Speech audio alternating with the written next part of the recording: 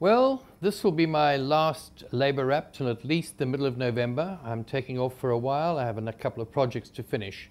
But I'll be back just before the annual rush for the festive season, when all the tills of the town will be no doubt jingling, or possibly not. Maybe it'll be credit cards. And that's what really bothered me. I started thinking, well, we've got this extraordinary household debt, and the government keeps calling on us to save and people not to cash in their pensions.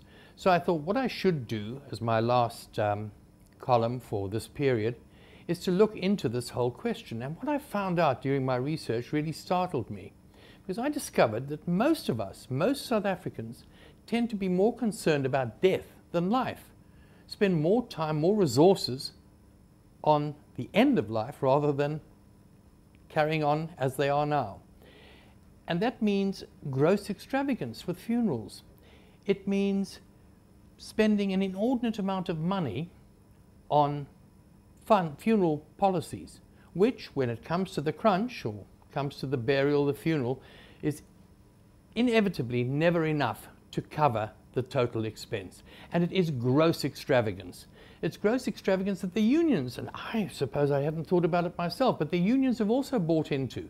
Most unions provide funeral plans through commercial entities for their members, and NUMSA, the National Union of Metal Workers, for example, actually wholly owns, ever since 2006, I beg your pardon, 2006, they've wholly owned Doves, which is one of the largest funeral businesses in the country.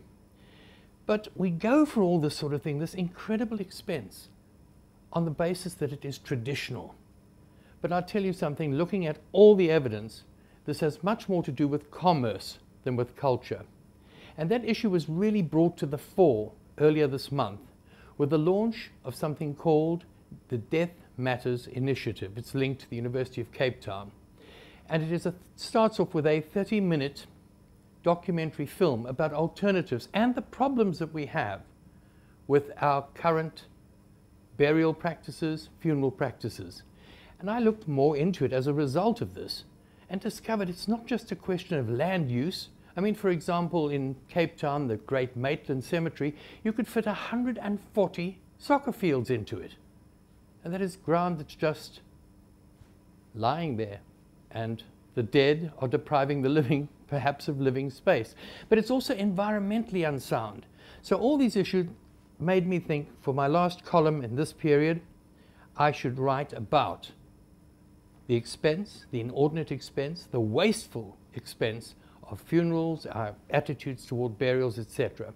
And this you'll be able to read in my Inside Labour column on this platform, Fin24 tomorrow, and on Sunday in the business section of City Press.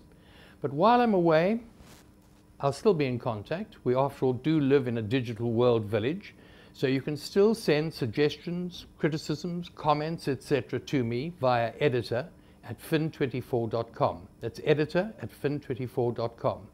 And until November, cheers.